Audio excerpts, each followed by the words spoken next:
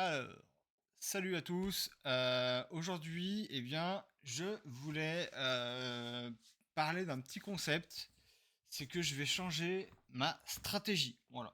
Je vais changer ma stratégie. Alors, je vais pas changer complètement de stratégie, je vais adapter légèrement ma stratégie.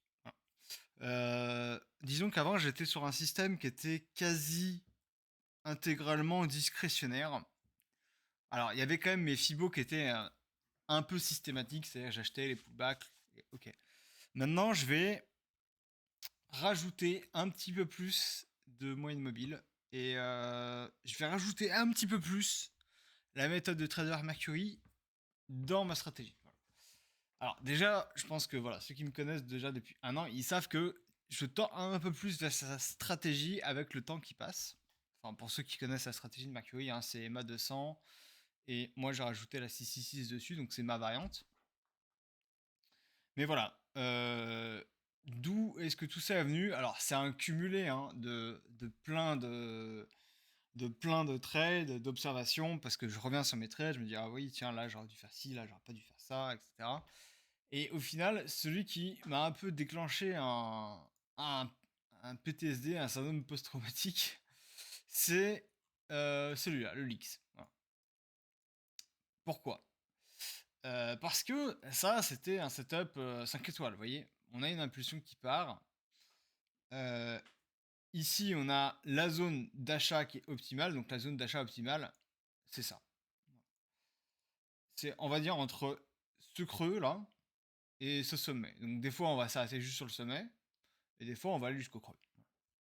Même parfois, en réalité, on peut même s'arrêter que là. Mais voilà.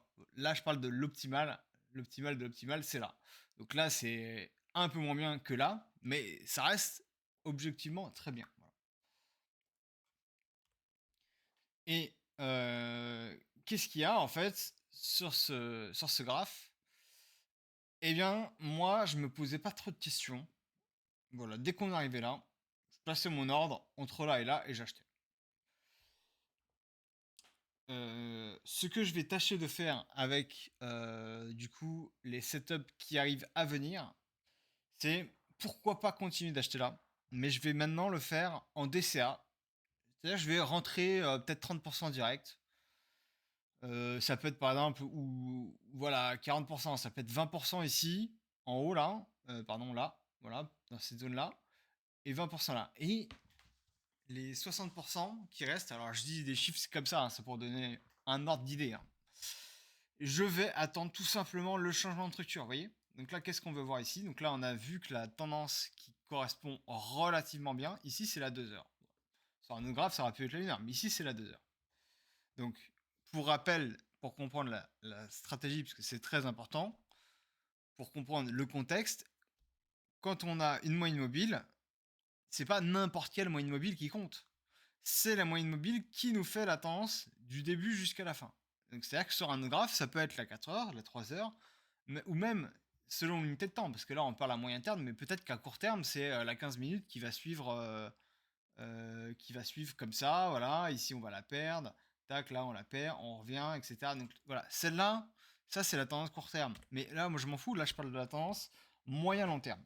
Donc là, ici, c'est la 2 heures qui colle. Vous voyez, si on se met en 1 heure, bah, ça colle un peu moins bien, on est un peu dedans, etc. Alors évidemment, c'est un altcoin, c'est pas très liquide, donc c'est pas non plus parfait, vous voyez. Mais en tout cas, voilà, la 2 heures, elle est super. Et en plus, qu'est-ce que je dis dans ma stratégie? C'est que quand la 200 fait la tendance, la déviation se fait soit sur la EMA 666, soit sur la EMA. Bah regardez, ici c'est parfait. Voilà, on se pose dessus, regardez. On se pose dessus, les clôtures sont en dessous. Là voilà, là on fait style qu'on casse en dessous. Toutes les clôtures sont pile en dessous. On repasse au-dessus, etc. Donc on voit vraiment que ici, bah là la mèche est parfaite. Enfin voilà, là la mèche est parfaite. Ici on casse, c'est le début de la fin. Voilà, c'est le scénario typique. C'est ça, c'est textbook en fait. Ici, les moyennes mobiles sont parfaites. C'est-à-dire qu'elles fonctionnent exactement comme elles devraient le faire. C'est-à-dire qu'ici, on vient toucher une fois, on repart. Ici, on touche une fois, on repart. Ici, on touche une fois, on retouche une deuxième fois, ça n'aime pas être touché, ça casse, et on change de structure. Voilà. Donc ici, on a une structure qui est propre. Et donc, on sait que c'est cette structure-là qui a servi pour la hausse, mais qui va aussi être là pour la baisse. Voilà, c'est souvent comme ça que ça va se passer. C'est que c'est la même time frame, c'est la même tendance qui va servir à la hausse et à la baisse. Et donc, là, le changement que je vais faire désormais, c'est que souvent, il parlait beaucoup de reclaim en anglais. Donc, réclamer, reprendre le niveau, réintégrer. C'est pareil, hein. Mais je n'arrivais jamais à comprendre qu'est-ce que ça voulait réintégrer. Alors attends, réintégrer, ça veut dire quoi? C'est-à-dire que ça c'est réintégré? Bah non, regarde, c'est pas réintégré. Ça c'est réintégré? Non, ça c'est pas réintégré. Voilà. La réintégration, du coup, alors Mercury, lui, attend qu'on range un petit peu au-dessus de la 200. J'ai encore des trucs à apprendre de Mercury, je pense que c'est encore des trucs intéressants. Mais pour moi, vraiment, la vraie réintégration, c'est quand? Eh bien, c'est quand on va casser la 666, tout simplement. Voilà. C'est elle qui nous a fait la tendance. Et encore une fois, voilà, la 666, c'est la déviation. S'il doit y avoir une déviation à la baisse, donc comme c'est exactement le cas ici, regardez, la tendance ici, voilà. Là d'ailleurs, le piège, hein, c'est qu'ici, dès qu'on vient au-dessus, on n'attend pas à la clôture, tout ça. Quand il y a les moyennes mobiles, il vaut mieux attendre la clôture. Le piège, c'est que des fois, on va clôturer au-dessus et qu'on va reclôturer en dessous après. Bon voilà, c'est pour ça que c'est mieux d'avoir un petit range. Mais ici, vous voyez, c'est parfait. C'est-à-dire que faut éviter d'avoir son stop loss vraiment collé. Voilà, ça c'est le piège en fait. Quand on traite les moyennes mobiles, ça c'est littéralement le piège. On vient, on clôture au-dessus, tac, on réintègre. Voilà. Et du coup, nous, ce qu'on va voir, et l'avantage c'est que la 666, on va dire c'est vraiment un bouclier parce que normalement on ne clôture pas au-dessus. C'est-à-dire qu'on vient, on fait une mèche dessus, voilà. Alors là, on a clôturé au-dessus, mais c'est juste la EMA, donc il y a encore la 666 au-dessus, la EMA. Faut pas non plus mettre son stop loss vraiment juste dessus, mais voilà, ce que je veux attendre pour mes prochains setups, eh bien, c'est que, ok, j'aurai pas le bottom ici, ça implique que je suis obligé d'acheter là, donc ouais, ok, on parle de 6 à 7, mais au final, si jamais le coin, eh bien, il revient, et du coup, une réintégration, c'est ça, hein, littéralement, tac, eh bien là, on peut acheter, et là, on a enfin de la force qui est revenue. Pourquoi? Parce que une tendance qui se retourne, c'est deux choses. C'est un, les vendeurs qui sont épuisés, et deux, les acheteurs qui reviennent. S'il manque un des deux, ça peut être compliqué. S'il y a des vendeurs et des acheteurs en même temps, bah, ça fait un range. Et si jamais bah, il y a plus de vendeurs que d'acheteurs, bah, ça descend. Et s'il y a plus d'acheteurs que de vendeurs, ça monte. Donc si on veut que le prix monte, bah, il faut déjà qu'il n'y ait plus de vendeurs, dans l'idéal, et que les acheteurs passent à l'achat. Donc, soit les vendeurs ont tout vendu, soit ils ont arrêté de vendre. Enfin bon, bref, on s'en fout de ça. Qui fait exactement quoi? Nous, ce qu'on veut, c'est que les vendeurs s'épuisent et que les acheteurs reviennent. Voilà, c'est comme ça que le prix remonte. Donc, pour ça, eh bien, il faut qu'ils nous montrent de la force. Et pour qu'ils nous montrent de la force, il faut que on repasse au-dessus du coup de cette tendance qui nous a fait. Voilà. Et le Mercury nous dit toujours, bon, ça c'est plan A, là c'est plan B, et si on repasse au-dessus, c'est replan à nouveau. Et si jamais sur ce plan A, eh bien, on range et on repasse en dessous, imaginons ça aille là, bah là, il dit plus on est en plan B, parce que du coup ça vient long, short, long, short, long, short. Non, on fait pas ça. Au bout de il fait une fois A, il fait une fois B, il fait une fois A', et si on repasse en dessous, il dit ok, là on passe dans un mode range, les moyennes mobiles ne sont plus efficaces. Voilà. C'est juste une petite aparté hein, pour rappeler un petit peu la méthode Mercury. Mais voilà, là ce qu'on veut attendre, c'est la réintégration. Voilà. Et une fois qu'on a réintégré là, ok, si on l'a acheté là, on est super. Par rapport à là, on a 30% de bonus.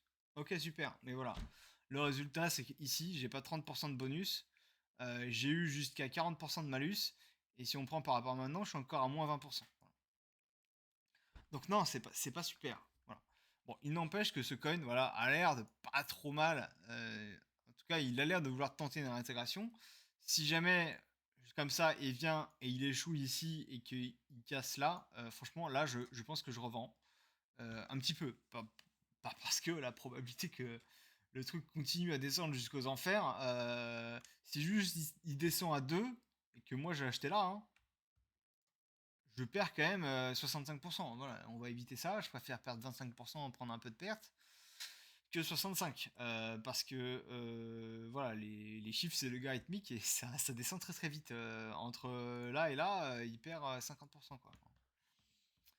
Donc voilà, je pense que vraiment le plus important, c'est d'attendre de réclaim la tendance. Voilà, et ça, c'est très important. D'ailleurs, comme c'est par exemple le cas pour Ethereum, si on se met en 1 heure, c'est celle qui nous faisait la tendance en 1 heure. Donc on la reclaim ici, voilà, tac, on a rangé dessus, et on est reparti. Un autre exemple qui va très bien réussi, voilà, là tout de suite, c'était le look. Voilà. Le look, je disais, alors moi j'avais pris la tendance 1 minute. Je prends pas tout le temps la tendance 1 minute, mais là elle était hyper fiable. Regardez, ici là. Entre là et là, on voit vraiment que c'est la tendance 1 minute qui nous a vraiment collé. Elle s'est arrêtée ici. Voilà, on voit que là ça va. Là, ça fonctionne. Ah, ça va bien pas bouger mon cibo.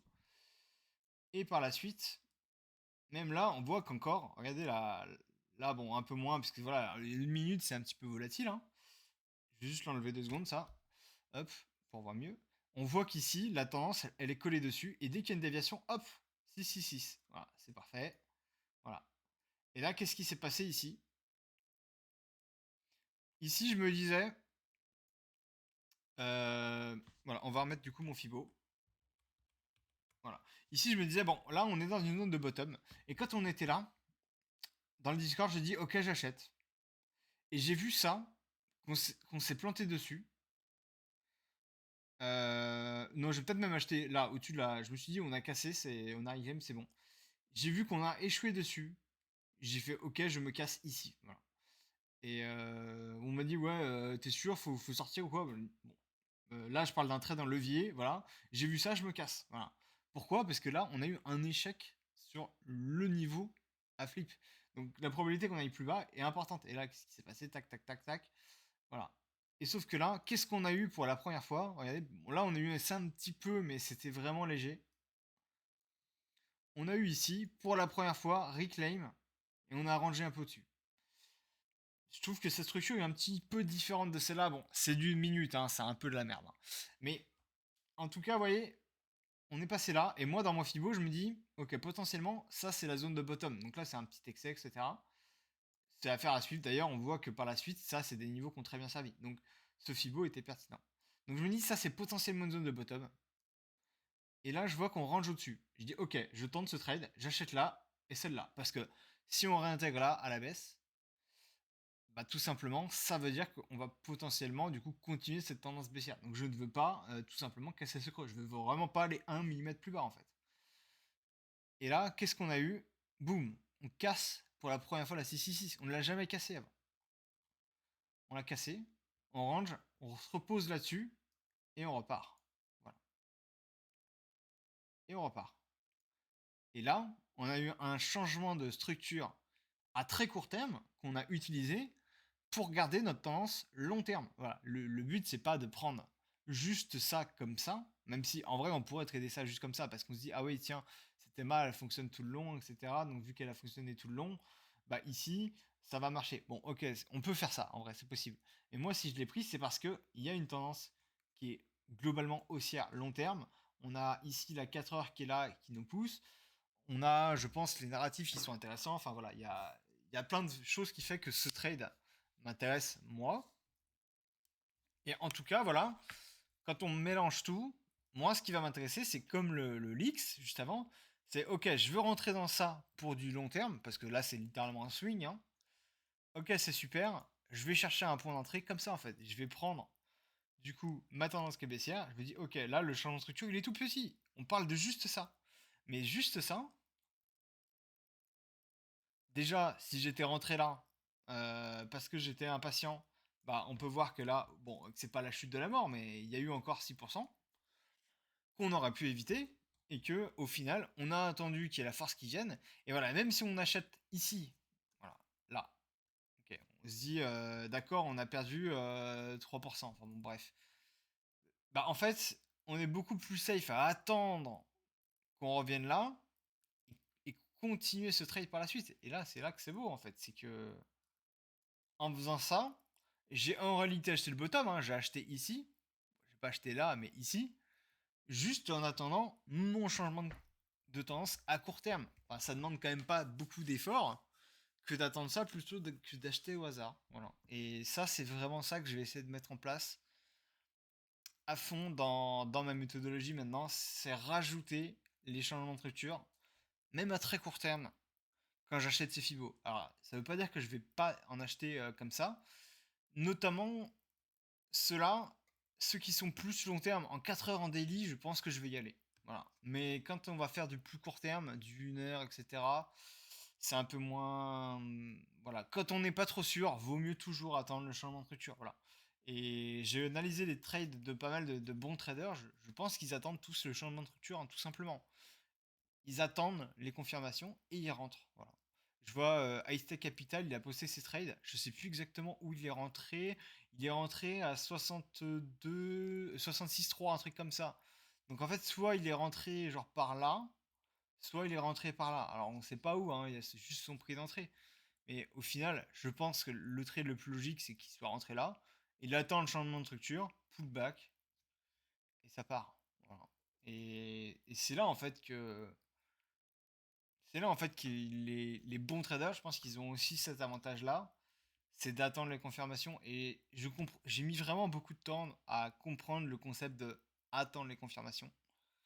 Mais je crois que je commence enfin à les comprendre grâce à l'ami Mercury qui a fait un travail formidable. Voilà. Euh, donc voilà, ça c'est à mélanger avec mes fibos qui me disent, ok, imaginons je dois acheter là ou je dois acheter là, j'attends le changement de structure et je rentre. Voilà. C'est tout bête, hein, mais juste ça, ça peut éviter énormément de problèmes. Et comme dit aussi bah, Mercury, hein, voilà, le TIA c'est un très bon exemple de ce qu'il ne faut pas faire. Voilà. On a notre tendance 4 heures ici, qui est haussière. Donc celle-là, elle nous fait la tendance, elle est assez propre. Voilà. Ici, dans ma méthode, il y a la déviation 666. On voit, on se pose dessus. Tac, on remonte ici. Bon, on dépasse un petit peu. Donc là, ça, c'est pour les mecs qui trade les EMA, ils aiment pas trop. Ils disent, tiens, on a reclaim ou quoi. Je crois que je l'ai même tradé ce breakout. J'ai attendu la clôture, on a clôturé au-dessus. Bon, bah, écoutez, voilà. Ça a foiré. Et là, je me disais, bon, là encore, ça passe. Ouais, pourquoi est-ce que là, ça passe? Parce que ici, déjà, il y a la EMA qui est en dessous, qui est là. Et en plus de ça, regardez les clôtures.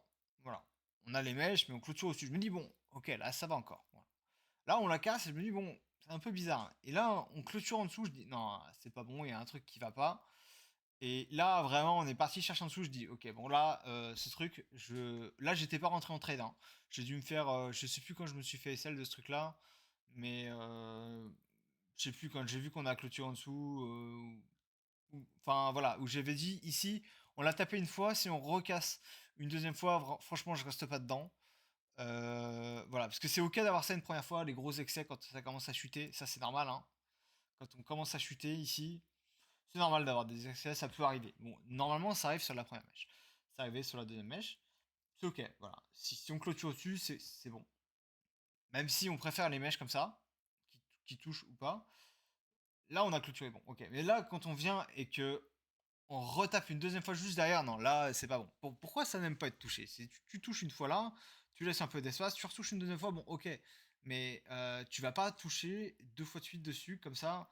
Bon, il y a des cas de range, mais non, en général, c'est pas bon. D'ailleurs, j'ai fait ce même trade, c'était sur ETH. Comme ça que j'ai pris mon short hein, en 1 heure. Ici, ici, pardon. Hop, voilà. On avait tapé là. Attends, c'est en 1 heure, ouais. Ah non, c'était sur BTC, pardon. BTC en 1 heure.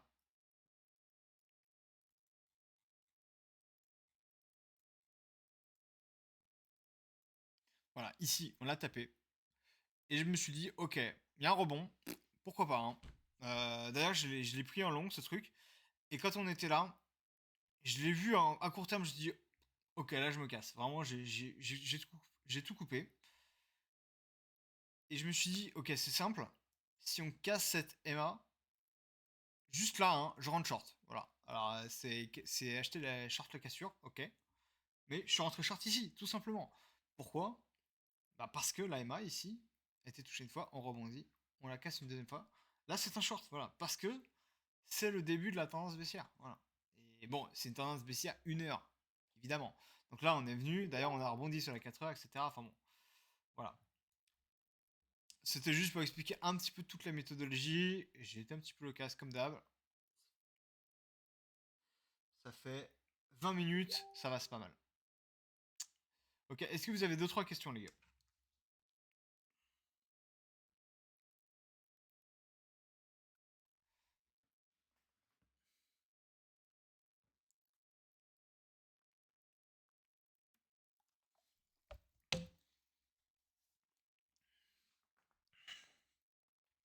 Après, on attaque l'analyse graphique, mais là, c'était juste pour faire petit cours réintégration.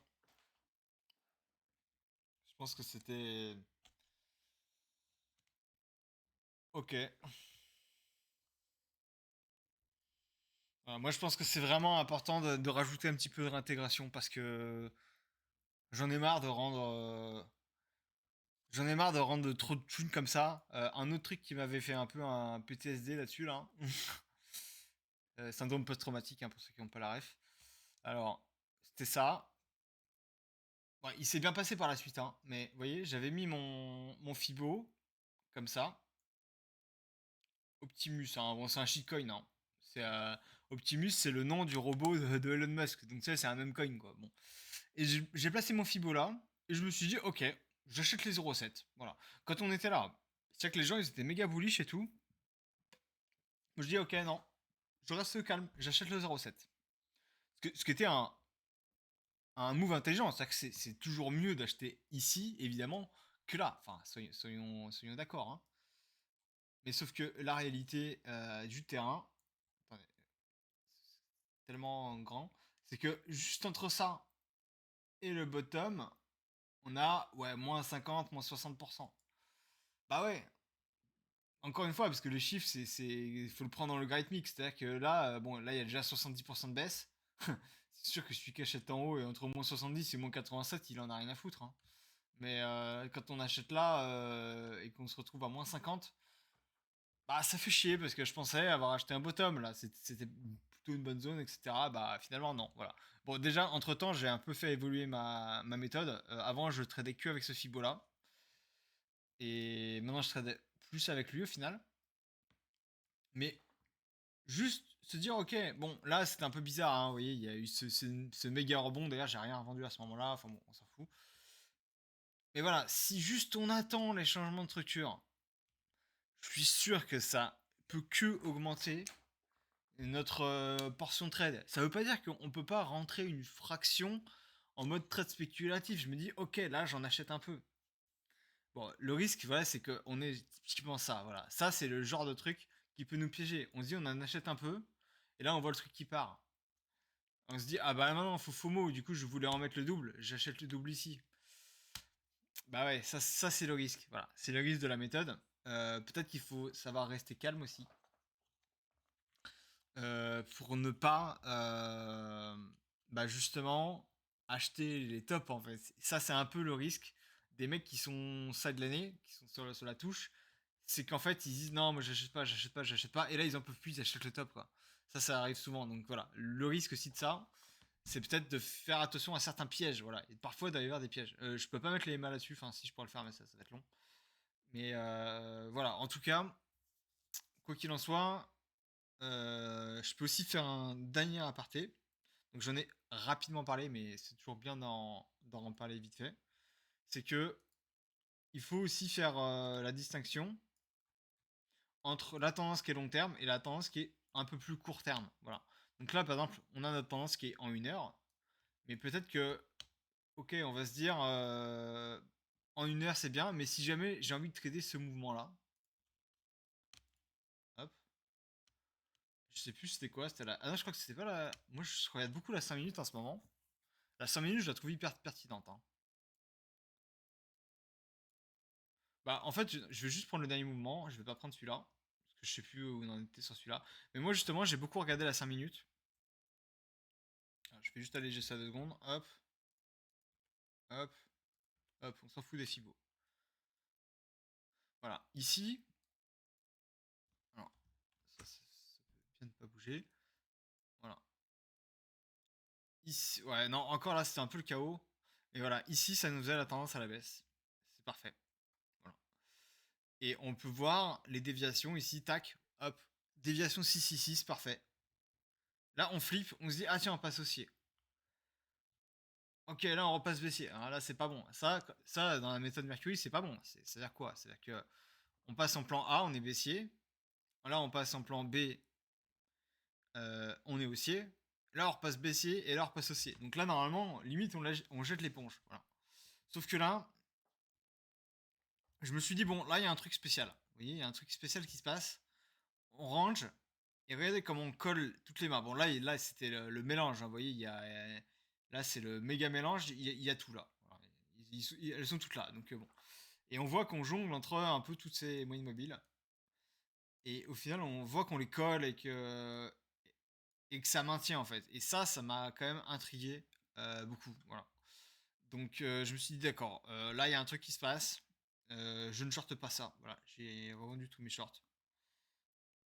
Et, et je me suis dit bon, on va voir. Je pense que c'est haussier. C'est ça que j'avais dit. J'avais dit bon, ça me paraît bizarre, mais ça m'a l'air haussier. Voilà, bon, là on a la réponse plus tard. Voilà. Donc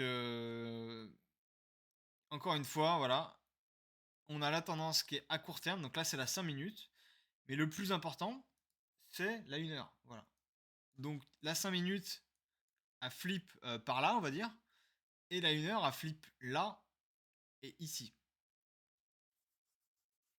Donc maintenant, si on veut garder cette tendance haussière, on veut ne pas perdre 1 et 2. Donc on peut aller jusque là, dans le pire des cas. Mais on ne doit pas perdre, on va dire, ce creux-là.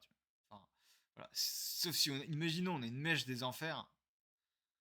Genre vraiment un truc genre qui fait ça, hein, tac. Bon, là, ça peut le faire, mais voilà. En même temps, quand il y a beaucoup de leviers comme ça c'est possible qu'on ait ça. Je dis pas que ça va se passer, hein, mais en fait, quand on a énormément de leviers, c'est fréquent qu'on ait des gros excès et que ça ne compte pas vraiment dans la press action. Parce que c'est juste laver les excès de levier. Voilà. Donc maintenant, on ne veut pas perdre ça. Parce que ça, c'est ce qui nous fait la tendance. Si on perd ça, euh, il est probable qu'on aille au moins retaper. Bah non, en fait, sur Ethereum, j'avais pas vu, mais voilà. Non, sinon, je pense que le prochain niveau, si on perd voilà, là et là, mais qui fait aussi la 4 heures ici, hein, c'est ici, après, derrière, du coup. Ce qui serait d'ailleurs la zone que j'attends depuis ici, qui serait assez pertinent et qui mélange avec ce Fibo là. C'est la zone dont je parlais avant, donc les 3000. À noter que ce genre de structure là, je termine là-dessus, ça me fait penser un petit peu à ça en fait, vous voyez. C'est-à-dire que on dit enfin c'est les élitistes, ils disent une vague baissière, deux vagues à contresens et une autre vague baissière, je crois, un truc comme ça. Ça ressemble beaucoup à ça en fait, vous voyez. On fait croire un changement de structure, là les gens ils sont full trading de breakout, full bull, etc.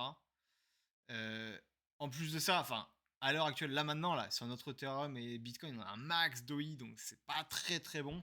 Et ensuite, on corrige et on va plus bas, voilà. Et très franchement, ça me fait penser un peu à ça. Mais bon, je sais pas si ça donnera ça. Et là, on déborde de la méthodologie. Voilà. Donc, je vais couper la méthodologie là et je vais faire une analyse de marché. Voilà. Allez, ciao et rejoignez-nous dans le Discord.